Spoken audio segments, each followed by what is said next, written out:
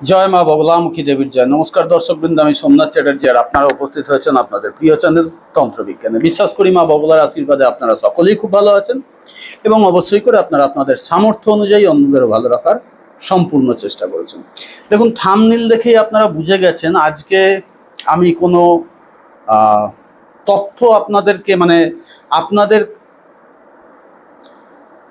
কি বলবো, যে আপনাদের কোনো একটা বড় ক্ষতির হাত থেকে বাঁচানোর তথ্য দিতে এসেছি, বাঁচানোর উপায় দিতে এসেছি। এরকম ব্যাপারটা বলি, আমরা আমাদের কোনো প্রয়োজন পড়লে আমরা ইন জেনারেল কি করি, কোনো অ্যাস্ট্রোলজারের সাহায্য নিই। তো তারা স্টোন পাথর তাবিজ কবর যা দিল দিল, অথবা এর থেকে বড় কিছু যদি সমস্যা হয় আমরা তান্ত্রিকের সাহায্য নিই, তাই তো? এবার তন্ত্রক্রিয়া করতে গেলে জিনিসপত্র দ্রব্যাদির একটা খরচা লাগে। যিনি আপনার হয়ে কাজ করছেন তিনি তার সময় বার করে কাজ করবেন, তিনি যেহেতু ওতে সিদ্ধহস্ত হয়ে গেছেন তাই তিনি একটা পয়সা নেবেন। অর্থাৎ যার সামর্থ্য আছে, পয়সা আছে, তিনি তান্ত্রিকদের মাধ্যমে নিজের উপকার পেয়ে নেবেন। ওকে, এই অবধি ঠিক ছিল। কিন্তু কিছু কিছু নয়, যেরকম আমি আমার আগের ভিডিওতে বলি, আগের ভিডিওতে বলেছি যে যার ধরুন অ্যাস্ট্রোলজারের কাছে বা তান্ত্রিকের কাছে যাওয়ার গাড়ি ভাড়াটুকু নেই, তিনি কি করবেন? এবার মোবাইল এমন একটা বিষাক্ত জিনিস আজকের সমাজে এসে দাঁড়িয়েছে, তার ওপরে আরো বড় বিষাক্ত জিনিস এসে দাঁড়িয়েছে এই ধরনের প্ল্যাটফর্মগুলো, অর্থাৎ ইউটিউব, ফেসবুক, ইনস্টাগ্রাম, এগুলো। এতে কি হচ্ছে, লোক যেমন আমি আজকে এই তথ্যটা আপনাদের কাছে দিতে এসেছি, অথবা যদিও আমি এমন কোনো ভিডিও আজ অব্দি আপলোড করিনি যেখানে আমি একবারের জন্য বলেছি যে আমার কাছে চলে আসুন আমি কাজ করে দেবো, না, এ কথা আমি একটা ভিডিওতেও বলিনি। আমি বারবার করে আপনাদেরকে বলেছি যে আপনারা পারলে করে নিন। এই যে কথাটা, এই যে ভিডিওটা, যে পারলে আপনারা করে নিন পদ্ধতি বলা হয়েছে, পদ্ধতির মধ্যে কিছু খামতি হয়তো হয়েছে, আমরা বলতে গিয়ে আপনাদের ধৈর্য শক্তি কম, আপনাদের 5-7 মিনিটের মধ্যে মহাদেব হওয়ার উপায় কি আছে সেটা জানার জন্য আপনারা ব্যস্ত। ফলে 5-7 মিনিট কেন, আধ ঘন্টার ভিডিও করেও কোনো কিছু বোঝানো যাবে না। ওকে, তো সেই কারণটার জন্যে আমি এই প্ল্যাটফর্মগুলোকে ঠিক পছন্দ করছি না। এবার আপনাদের সাথে কথা বলার, অর্থাৎ আপনাদের যে সমস্যা আছে তার কি সমাধান আছে এটা জানানো আমাদের কর্তব্য। আর এখন সত্যি কোনো যদি জ্ঞানী লোক আছে, তিনি কোথায় বসে আছে, আপনি তাকে কোথায় খুঁজে পাবেন, সেটা জানার জন্য তাকে বলতে আসতে হচ্ছে যে ভাই এই এই পদ্ধতি আছে, এইভাবে তুমি করে নাও। ওকে, কিন্তু এমন কিছু ক্রিয়া আছে যেগুলো নিয়ে ভিডিও করাটাও উচিত নয় আমি মনে করি। সেই জন্য আমি আমার অনেক ভিডিওকে ভাবি, বলি, করি, কিন্তু করি না, পরে পিছিয়ে যাই, বা ভিডিও করা হয়ে গেছে আমি ডিলিট করে দিই যে না না, এই ভিডিওগুলো দেবো না। কেন কি বলছি, আমাদের একটা চরিত্র মানব জীবনের, সেটা হচ্ছে যেখানে না আমরা ওখানে উপস্থিত হবই। আপনি কোনো ছোট বাচ্চাকে বলবেন এই পাঁচিলে উঠবি না, পড়ে যাবেন, ও দেখবেন ও পাঁচিলে উঠবে। এই রাস্তায় যাবি না, কুকুর কামড়ে দেবে, ও ঠিক যাবেই যাবে। এইটা হচ্ছে আমাদের হিউম্যান সাইকোলজি, যে আমরা না শুনবো না। কিন্তু যদি বলা হয় যে পড়তে বস, নাহলে পরীক্ষায় ফেল করবি, আর কি শুনবে না। কেন? ভালোর জন্য, অর্থাৎ যেখানে ওকে ভালোর জ্ঞান দেওয়া হবে সেটা কিন্তু নেবে না। যেটা খারাপের জ্ঞান, অর্থাৎ পাঁচিলে উঠিস না, পড়ে যাবি, কেন ওকে শেখানো যায় যে ভাই পাঁচিলে এরম ভাবে উঠবি, এরম ভাবে ব্যালেন্স করবি, তাহলে পড়বি না, শেখানো যায় না। আমরা ডাইরেক্ট না বলে দিই, এই যে নাটা কানে নেওয়া যায় না। পড়তে বস নাহলে ফেল করবি, পড়তে বসবি না, ফেল করবি, এরকম ভাবে বললেও ওর কোনো কাজ হবে না। পড়তে বস নাহলে পাস করতে পারবি না, এই কথাটুকু যদি কেউ শোনে সে কিন্তু পড়তে বসে, যে পাস করতে পারবো না, না না শুনলে দেখবেন ও পড়তে বসে। এবার পড়ছে না, কতটা ভালো পড়বে না পড়বে সেটা তার ব্যাপার। তো ভিডিওটাকে আমি খামোখা লম্বা করবো না, আমি একটা ঘটনা বলার জন্য এই ভিডিওটা করতে এলাম। তার ট্রিটমেন্টই চলছে, তার কাজ করে উঠেই আমার মনে হলো যে না, 7 দিন তো হয়ে গেছে, তার ট্রিটমেন্ট করছি আমি, তো ভিডিওটা এবার দেওয়া উচিত। তো কি বিষয়টা, আমাদের সবচেয়ে বেশি প্রয়োজন যেটা, সেটা হচ্ছে পয়সা। মানে আমি আজকে ধরুন এই যে একটা হাত কাটা জামা পরেছি, কিংবা আমার এই হাতে হাতে মালা আছে, গলায় মালা আছে, আমি মাইক ব্যবহার করছি, মোবাইল ব্যবহার করছি, এগুলোর জন্য কি লাগবে? পয়সা লাগবে। পয়সা ছাড়া আমরা এক চুল নড়তে পারি না। ঈশ্বরের যদি সাধনা করবেন মনে করছেন, তাহলে বাতাসা কিনতে হবে, ধূপ কিনতে হবে, প্রদীপের তেল কিনতে হবে, ফুল কিনতে হবে, তাই না? পয়সা তো লাগবে। এখন যতটুকু লাগবে অতটুকু তো আমাদের হবে না, কারোরই হয় না, আমারও হয় না, আমিও তো মানুষ, আমারও হয় না। আমাদের বেশি চাই আর এক্ষুনি চাই, তাই তো? তো এই বেশি চাই এক্ষুনি চাইয়ের চক্করে আমরা কি করি? আমরা যে পয়সা আসবে এই সমস্ত উপায়কে খুঁজে বার করি। যেমন আমার একটা ভিডিও ছিল যে লটারি, সাট্টা, জুয়া এসব জেতার একটা উপায়, ওই নিয়ে একটা ভিডিও করা হয়েছিল। তাতে তো প্রচুর কমেন্ট যে আরো দিন আরো দিন, এই ধরনের আরো দিন আরো দিন। তো দেখুন, এখানে একটা কথা বলি, যদি ওই পদ্ধতির মাধ্যমে পয়সা পাওয়া যেত তাহলে আমি এই ভিডিও করতাম না। আমি ওই বিদ্যাটা জানি, আমি ওটাই করতাম আর রোজ পয়সা পেতাম, তাই না? ওগুলো আপনার ভাগ্যকে একটু ত্বরান্বিত করার উপায়, এটা আপনারা বুঝতে চান না, ঠিক আছে? সবকিছু সবার জন্য নয়। আপনার আর্মির ফিগার দেখে মনে হবে আমি যদি হতে পারতাম, আপনি হতে পারেননি কেন? কারণ ওর মতন অধ্যাবসায়ের ক্ষমতা আপনার নেই, এই কারণে হতে পারেননি, ঠিক আছে? তো আমি এত বিস্তারে যাব না। এবার আমি যে কথাটা বলছি সেটা হচ্ছে, তো এরকম এক ভদ্রলোকের পয়সার অভাব ধরেছিল ভীষণ রকম। তো তিনি আমার একটা ভিডিও দেখেন, সেই ভিডিওটাতে হচ্ছে স্বর্ণাকর্ষণ ভৈরব কবজের ভিডিও। এবার আমি এই প্ল্যাটফর্মে টাকা পয়সার কথা বলতে নেই বলে বলছি না, ওটা বেশ কস্টলি, বেশ কস্টলি। তিনি বেচারা গরিব মানুষ, অর্থাৎ মাসে এমন কিছুই রোজগার করেন যেটা দিয়ে কোনো ক্রমে সংসার চলে, চলে না বললেই চলে, চলে কোনো ক্রমে। ধীরে ধীরে ধীরে ধীরে তার দেনা জমেছে, ঠিক আছে? এবার পাওনাদাররা তো ঘাড়ের ওপর এসে নিঃশ্বাস ফেলে, সবাই জানেন। তো এক্ষুনি তার টাকা চাই, অনেক টাকা চাই। তো ওই স্বর্ণাকর্ষণ ভৈরব কবজ হবে না। তো তিনি বললেন যে গুরুজি আর কোনো উপায় কি আছে? বললাম দেখুন, আপনি লক্ষ্মীর সাধনা করতে পারেন, একটু সময় লাগবে। আপনি সাবর মন্ত্রেও সাধনা করতে পারেন, আপনি বৈদিক মন্ত্রেও সাধনা করতে পারেন। বৈদিক মন্ত্রে সাধনা করলে এটা লং লাস্টিং চলবে, কিন্তু সাধনার ফল পেতে অনেক দেরি হবে। লক্ষ্মীর সবচেয়ে দামি যে মন্ত্র, ওম ঐম লিম শ্রীম ক্লিম হেসো জগৎ প্রসূত্যই নমঃ স্বাহা, এই মন্ত্রকে 12.5 লক্ষ জপ করলে সিদ্ধি লাভ হয়। এই 12.5 লাখ জপ করতে 4.5 বছর টাইম লাগে, ঠিক আছে? মিলিয়ে নেবেন, তাহলে বুঝবেন। আর কি হতে পারে? সাবর মন্ত্র হতে পারে, 1 বছরের জন্য অ্যাক্টিভ থাকবে, রোজই আপনাকে করে যেতে হবে, কোনো তিথি নক্ষত্র দেখলে হবে না, রোজ করতে হবে, তাতে আপনি তাড়াতাড়ি ফল পাবেন। তো কত তাড়াতাড়ি? আমি বললাম মাস 3-4 মতন তো মধ্যে আপনি ফল পাবেনই পাবেন। না এক্ষুনি?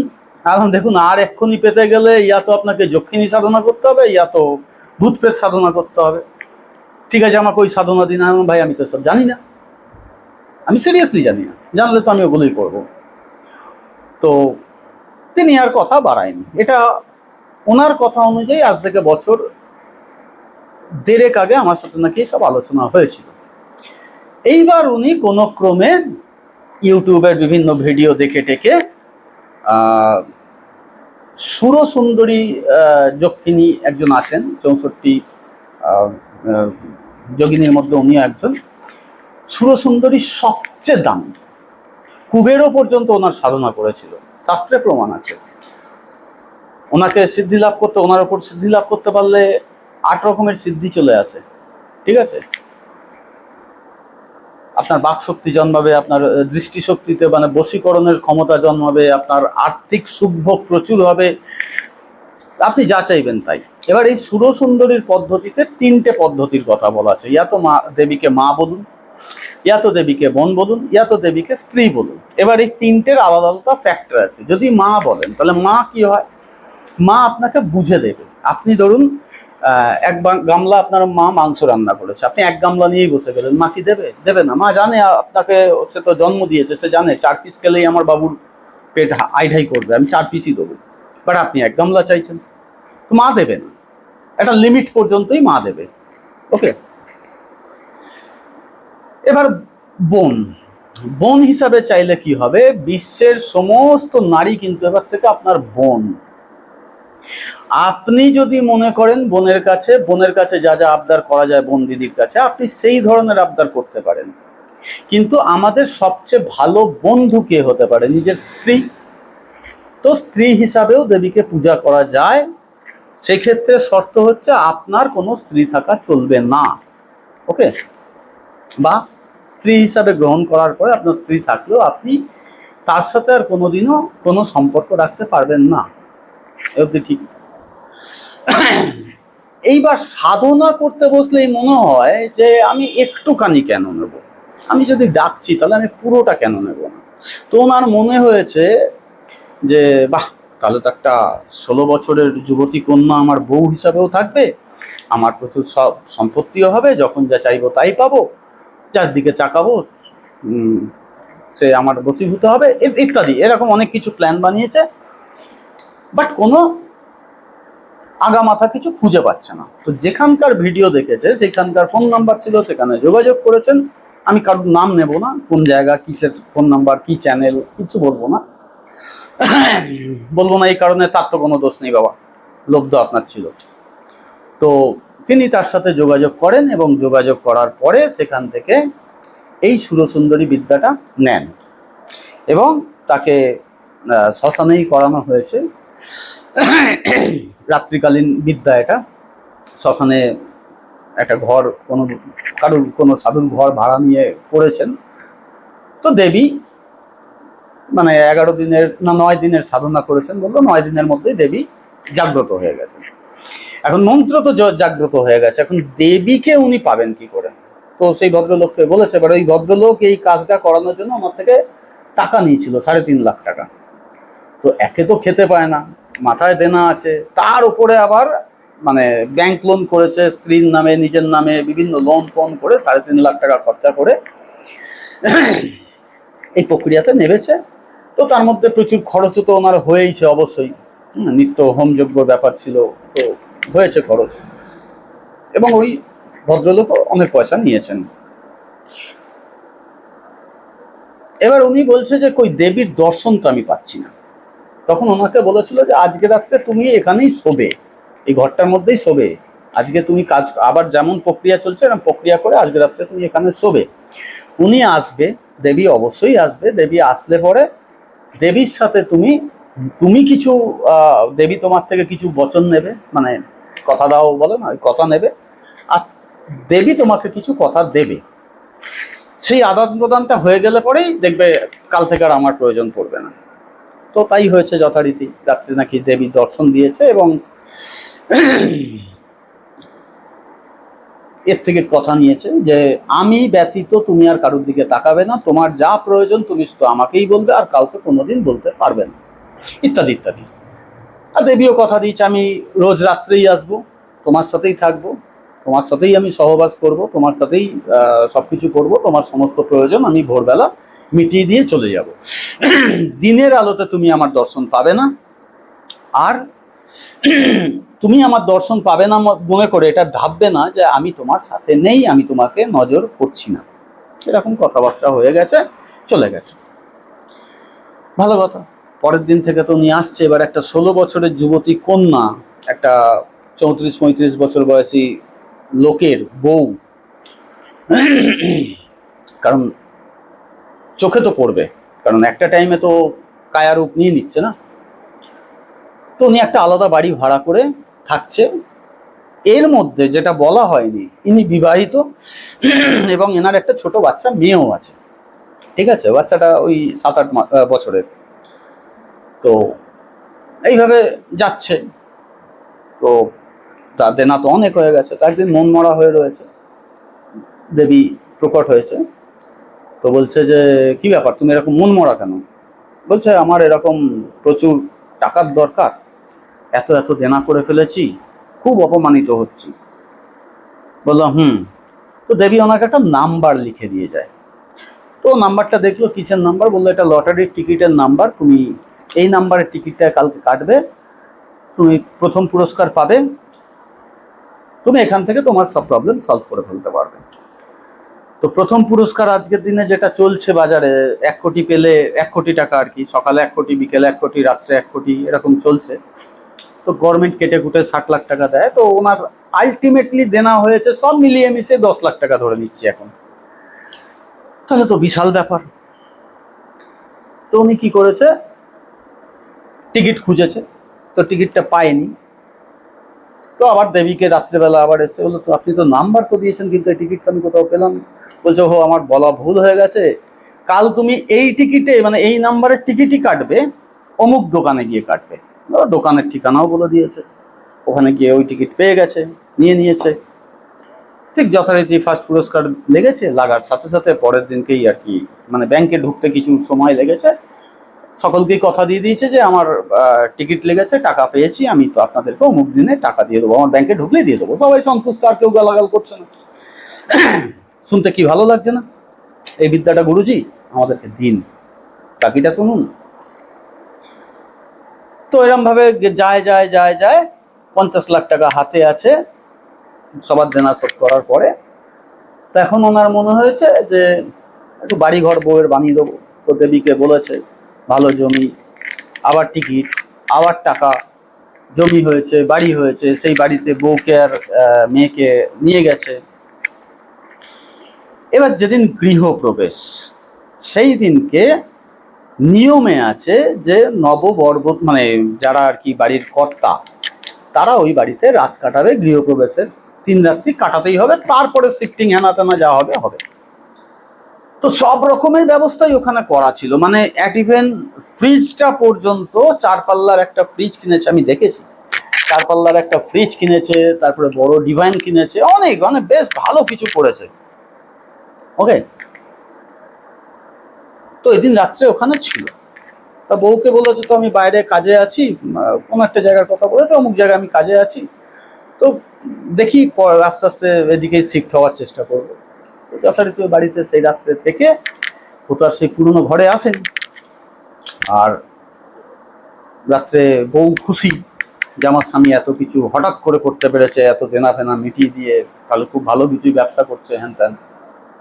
তো রাত্রে স্ত্রীর সাথে সহবাস হয়েছে, এটা হয়, খুব ন্যাচারাল।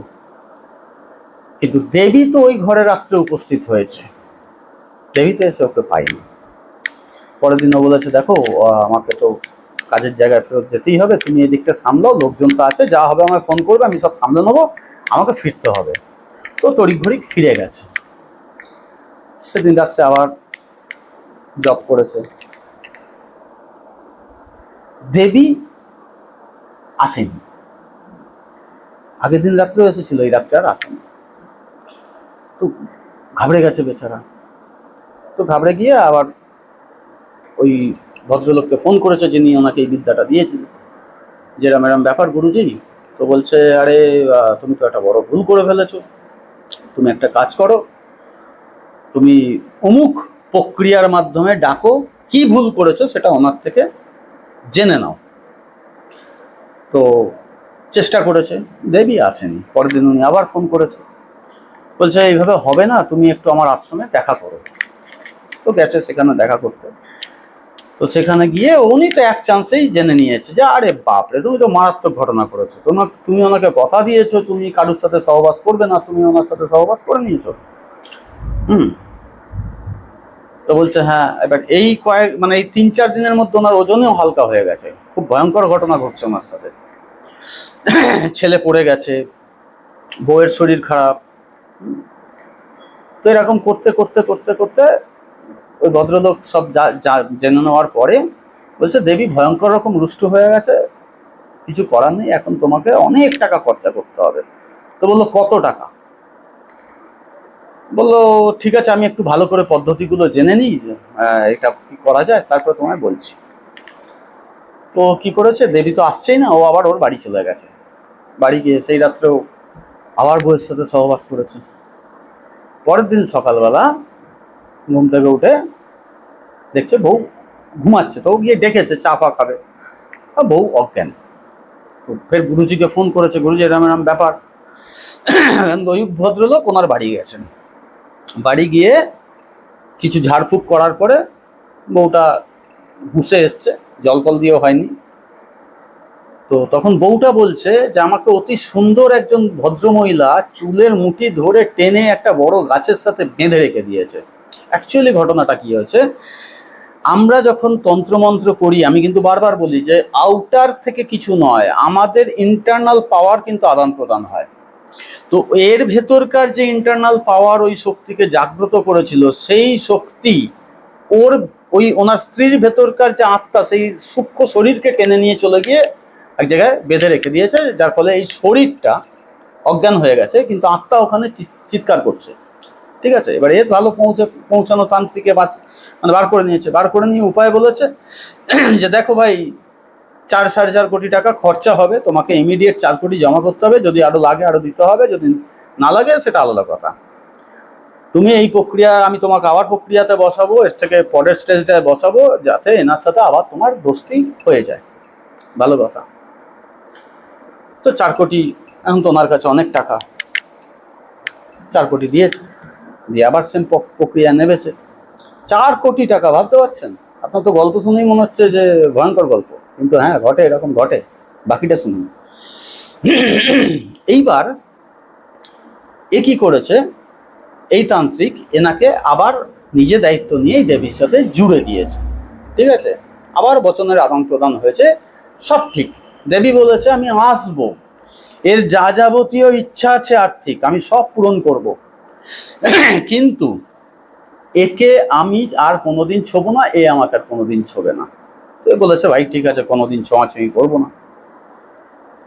মাঝখানে যে ও স্ত্রীর শরীর খারাপ, ছেলের পড়ে যে পা ভেঙে গেছে, এগুলোকে যে ঠিক করার কথা, এগুলো কিন্তু দুজনের একজনের মাথাতেও আসেনি, না ওই তান্ত্রিকের মাথায় এসছে, না এনার মাথায় এসছে। ঠিক আছে, অর্থ তো পাচ্ছে প্রতি সপ্তাহে 1 কোটি, রোজ নয়, সপ্তাহে 1 কোটি, কারণ রুষ্ট হয়ে আছে তো। কিন্তু স্ত্রীর শরীর এই লেভেলের খারাপ হচ্ছে যে এই তান্ত্রিকের থেকে ওই দেবী বচন নিয়েছিল, যেহেতু মিডিলে ছিল, যে ভাই তুমি যদি এরপরে কোনোদিন এই ব্যাপারে নাক গলাও, তো তোমাকে মেরে দেবো, তোমার সমস্ত শক্তিকে আমি কেড়ে দেবো। তো এ তো আর নাক গলাবে না। তো এনাকে বারবার বলছে দেখো তোমার স্ত্রীকে বাঁচানো ইম্পসিবল, ইম্পসিবল।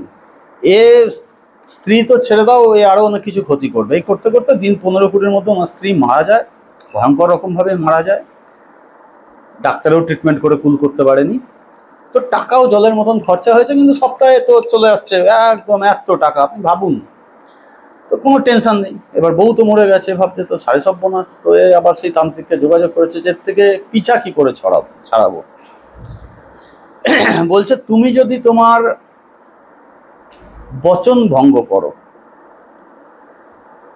এ তোমার ক্ষতি ছাড়া আর কিচ্ছু করবে না, এর থেকে পিছা ছাড়ানোর কোনো উপায় আর তোমার কাছে নেই। তোমাকে একেই ঝেলে যেতে হবে, এবং এ ধীরে ধীরে তোমাকে আর্থিক সুখভোগ তো দেবে, কিন্তু একা করে দেবে। তুমি পারলে আরো কোনো ভালো তান্ত্রিকের কাছে যাও, আমার দ্বারা তো এটা হচ্ছে না, হবে না, আমি এর মধ্যে ঢুকবো না, যেহেতু উনি কথা দিয়ে দিচ্ছে, এবার কে নিজের শক্তি বাড়াবে। তুমি ঘুরতে ঘুরতে ফের একদিন আমাকে ফোন করে, এই কিছুদিন আগে। তো আমি বললাম যে দেখুন এত গল্প তো ফোনে হবে না, আপনি সামনে আসুন, আপনাকে ফিস দিতে হবে না, আপনি সামনে আসুন, আমি পুরোটা শুনি। তো আমি ধৈর্য ধরে প্রায় 2.5 ঘন্টা, আপনারা জানেন যারা আমার কাছে আসেন, আমি কিন্তু আপনাদেরকে অজস্র সময় দিই, পুরোটা শুনি আমি ধৈর্য ধরে। এনার ক্ষেত্রে তাই করেছি, পুরোটা ধৈর্য ধরে শুনেছি। তো শুনে এবার আমি আমার মাথা চালিয়েছি। সেই রাত্রিটাকে কিন্তু ওনাকে আমি এখানে থাকতে দিয়েছিলাম, যে আপনি আমার ঘরে থাকুন। আর আমি চলে গেছিলাম আমার যে অরিজিনাল, যেখানে আমার বউ ছেলে থাকে সেইখানে। ইন জেনারেল আমি এখানেই রাত্রে থেকে যাই, কারণ পুজোর পরে আর ওই রাস্তা টুকটার যেতে ইচ্ছা করে না অত রাত্রে, এখানেই শুয়ে পড়ি। তো সেদিনকে উনি এখানে শুয়েছে, আমি ওই বাড়ি চলে গেছিলাম, কারণ এখানে একটাই ক্যাম্প খাট আছে মাত্র। তো পরের দিন সকালবেলা আমি আসি, আসার পরে ওনাকে বলি যে কেমন ফিল করলেন। বললো শক্তি, আমি কালকে তো পুজোয় আপনি বসতে বলেছিলেন, আমি বসেছি, শক্তি কিন্তু মানে ওনার যে শক্তি অর্থাৎ দেবী সুরসুন্দরী এখানে আসেনি। না ভাই, উনি আসবে না, কেন ওনার বাপ এখানে বসে আছে, ঠিক আছে, তো এখানে আসবে না। আর আপনার এর জন্য উনি আপনার প্রতি রুষ্টও হবে না, কারণ উনি খুশি যে আপনি একটা সুন্দর জায়গায় রাত কাটাচ্ছেন, আপনি কোনো অপবিত্র নোংরা জায়গায় নেই, কোনো নোংরামো করছেন না, এতে উনি খুশি। যাই হোক, দেখুন এর উপায় আছে, সিস্টেম আছে, যাতে ওনাকে সুস্থভাবে সরানো যায়। তো আপনাকে এখন উল্টো পুরাণ করতে হবে। আপনি যেখানে এখন অবধি পৌঁছেছেন ওখান থেকে উল্টো পায়ে আসতে হবে দেবীর সহমত নিয়ে। বলে আজকে এতদিন যাবৎ চলছে, উনি এখানেই কাছাকাছি বলে রেগুলার বেসিসে আসতে পারে, এসে সকালবেলায় আর কি ফার্স্ট মর্নিংয়ে এসে নিজের ট্রিটমেন্টটাকে, অর্থাৎ মন্ত্রশক্তিরই ট্রিটমেন্ট, ঝাড়ফুঁক নয়, ওনাকে ঝাড়ফুঁক করে কিছু করা যাবে না, মন্ত্র করতে হবে।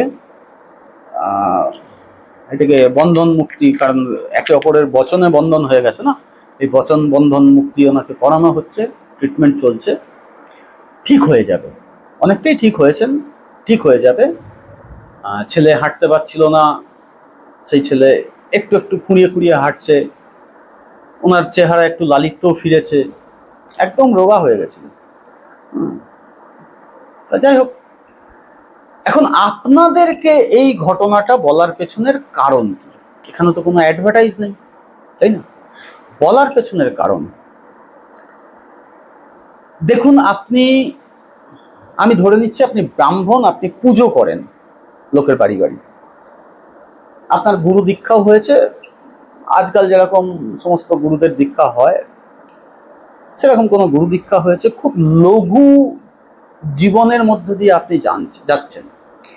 তন্ত্র কিন্তু লঘু নয়, তন্ত্র কিন্তু লঘু নয়, তন্ত্র হচ্ছে পারদের মতন, ধাতু কিন্তু তরল, একে জমানো যায় না, জমাতে গেলে কিছু একটা মেশাতে হয়, এই মেশানোটা হচ্ছে গুরু।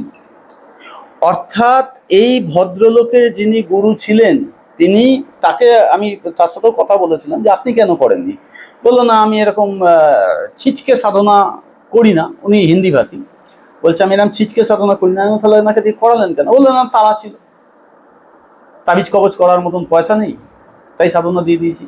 জানলাম দেখুন, ওনাকে আমি স্বর্ণাকর্ষণ ভৈরব কবজের কথা বলেছিলাম, তার যা খরচ তার থেকে বেশি খরচ নিয়েছেন আপনি, ডবল নিয়েছেন আপনি, ডবলের বেশি নিয়েছেন আপনি। তাতে ওনার লাভ যদি বা হয়েছে, খুব ত্বরান্বিত হয়েছে টাকা, খুব কোটি কোটি টাকা হয়ে গেছে, কিন্তু কি হলো, পরিবার নেই, পরিজন নেই, উনি রুগ্ন, এই টাকা দিয়ে কি হবে, তাই না? এই টাকা দিয়ে কি হবে? 10 লাখ টাকার জায়গায় উনি এখন হয়তো 50 কোটি টাকার মালিক, কিন্তু ভোগটা কে করবে, কার সাথে ভোগ করবে? উনি যে অবস্থায় পৌঁছে গেছে, অন্য কোনো পার্থিব মেয়েকে আর বিয়ে করতে পারবে না, ছুঁতে পারবে না, তাকাতে পারবে না, তাহলে লাভটা কি হলো? তো আপনাদেরকে বলার কারণ হচ্ছে এটা, যে ইউটিউবে এরকম সাধনা আপনারা ভরে ভরে পাবেন, প্রাণ প্রতিষ্ঠিত মালা, প্রাণ প্রতিষ্ঠিত যন্ত্র, হ্যাড্ডা ব্যাড্ডা সব কিছু পাবেন, কিন্তু আপনাকে আপনার মনের মতন মন্ত্রও পাবেন, সব পাবেন, কিন্তু আপনাকে এটা কে বোঝাবে যে ব্যাকফায়ারটা কি, ব্যাকফায়ারটাকে কি ঝেলতে হয়? আপনি জানেন, আমি হলুদ পরে আছি, আমার ঘরে বগলা প্রতিষ্ঠিত রয়েছেন, কিন্তু আমি নিত্য বগলার জপ করি না। বলবেন সে কি কথা, সে কি কথা? হ্যাঁ, এটাই কথা। বগলার বীজ মন্ত্র আমি নিত্য জপি, কিন্তু বগলার যেটা প্রয়োগ মন্ত্র, যেটা আমি আগে রেগুলার জপতাম, আমি এখন ওটা জপি না। কেন জপি না সেই ঘটনাটাও বলে দিচ্ছি, প্রয়োগ মন্ত্রটা বলবো না। ওই প্রয়োগ মন্ত্রের মধ্যে এরকম বলা যে আমার যেই শত্রু হোক না কেন তুমি তার ব্যবস্থা করবে, ওকে? এখন একদিন আমার বউয়ের সাথে আমার ঝগড়া হয়েছে। কি নিয়ে ঝগড়া? বাজার করতে বলেছিল, কিছু একটা আনতে বলেছিল, ভুলে গেছি, আনিনি, তো খেকিয়ে মেকিয়ে বলেছে, তো আমিও তেড়ে গেছি যে এত যখন শখ থাকে তখন আমার সাথে বাজার যেতে পারো না, এই রোদের মধ্যে বাজার গেছে, হ্যান এরকম খেকামেকি একটা হয়েছে, যেটা আম ঝগড়া প্রতিটা পরিবারে, প্রতিটা সংসারে, কারণ আমরা তো এমন নয় যে আমাদের ডায়েটিশিয়ান আছে, ডায়েটিশিয়ানের চাকর বাকর আছে, তারা বাজার করে ডায়েটিশিয়ানের মতন, এরকম তো নয়। আমাদের তো আমাদের মতনই চলতে হয়, তাই না? তো এই ঝগড়া হয়েছে, ঝগড়া হয়ে আমি জাস্ট চেম্বারে বেরোবো বলে দরজাটা খুলে বেরোচ্ছি, ও ধরাম করে পড়লো, কোমরের মাজায় এত জোর লেগেছে, বেচারা 15 দিন বিছানা নিয়ে নিয়েছিল। এখন ওই 15 দিনের ভোগান্তি কাকে ভুগতে হলো? আমাকে, তাই তো? তা আমি তখন রিয়েলাইজ করিনি। আবার একদিন ছেলের কিছু একটা ঘটনা, ওর মায়ের কেক বানানোর কিছু মেটেরিয়াল নষ্ট করে দিয়েছে, তো আমি ওকে মানে তেড়ে গেছি মারবো বলে। মারিনি, মারি না, তেড়ে গেছি মারবো বলে হাত উঁচিয়ে। তো একটা এরকম করে আওয়াজ করে এমন ওর জ্বর হলো 7 দিন ধরে বিছানা। আরে ভাই, তখন আমার রিয়েলাইজ হলো, আরে তেরি, আমি তো কাউকে মেজাজ নিতেই পারবো না। আরো অনেক ঘটনা আছে এরকম, আমি এগুলোকে টানবো না এত এখন। আমি তো কাউকে মেজাজ নিতেই পারবো না, কারণ আমি যাকেই মেজাজ নেব, দেবী তো ভাববেও আমার শত্রু, ভাবছে। ও তো গিয়ে ওকে অ্যাটাক করে দিচ্ছে। আমার সন্তান দেখছে না, আমার পরিবার দেখছে না, পরিজন দেখছে না, তো শুধু আমাকে চেনে, কারণ ওকে তো জাগ্রত করেছে আমি। যার জন্য বলি শক্তি কিন্তু ওয়ান মাস্টার হয়।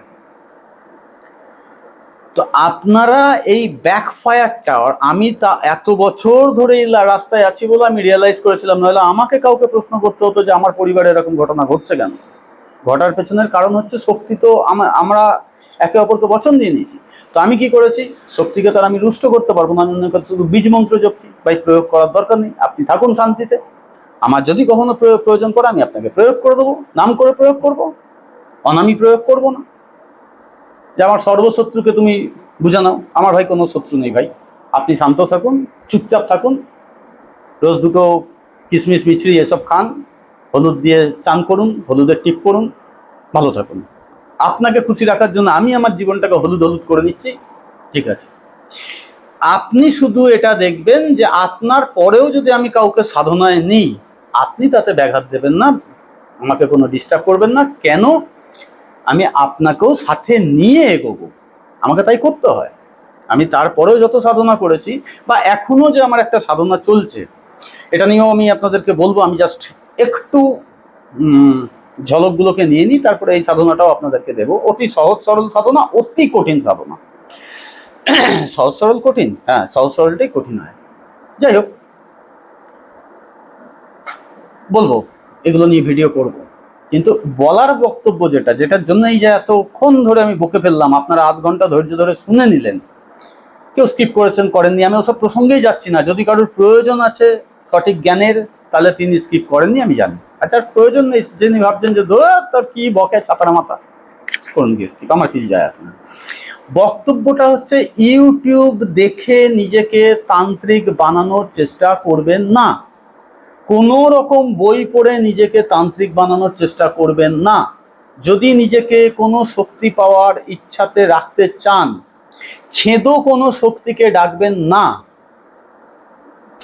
আপনি সরাসরি কোনো গুরুর দীক্ষা নিন, সঠিক তন্ত্রের গুরু খুঁজুন, তার কাছ থেকে দীক্ষিত হন, অভিষিক্ত হন। অভিষিক্ত হওয়ার পরে আপনি নিজেকে এগিয়ে নিয়ে চলুন, সেটা আপনার জন্য উপযুক্ত হবে। কিন্তু যদি আপনি বই পড়ে বা ইউটিউব দেখে মনে করেন নিজেকে তান্ত্রিক বানাবেন না, বা ইউটিউবে দেওয়া নাম্বার ধরে ধরে গিয়ে তান্ত্রিক হয়ে যাবেন, আগে তার থেকে জানুন যে আপনি করেছেন। না, আমি করিনি। তাহলে আপনি দিচ্ছেন কেন? আপনাকে পদ্ধতি, আরে ভাই, সেই লোকটাও তো জানবে যে দাদা এটা করেন না। আমার কাছে অনেকেই এসছে বগলার বিদ্যা চাইতে, আমি দিইনি, খুব জোর গলায় বলছি। এবং যারা যারা এসছিলেন তারা হয়তো এই ভিডিও দেখছেন এবং দেখছেনই, কারণ তারা আমাকে রেগুলার ফলো করেন। তারা জানে যে আমাকে সোমনাথ দা, গুরুজি, হলদি বাবা এই মন্ত্র দেয়নি। কেন দেয়নি? যে এর যে ব্যাকফায়ার, এটা নেবার ক্ষমতা এই লোকটার নেই। এর থেকে লঘু নাও, এর থেকে বড় নাও, অন্য কিছু নাও, ঠিক আছে, কিন্তু ভাই এর পেছনে এসে পড়ো না। একে পেতে গেলে অনেক ঝামেলা পোয়াতে হবে, সেই জন্য আমি দিই না। খুব উপযুক্ত লোক পেলে তবে হ্যান্ড ওভার দেবো, নইলে দেবো না, ঠিক আছে? তো আমার আপনাদের কাছে হাত জোর করে এটা রিকোয়েস্ট, ইউটিউবের ভিডিও দেখে কোনো কিছু প্রয়োগ করতে যাবেন না।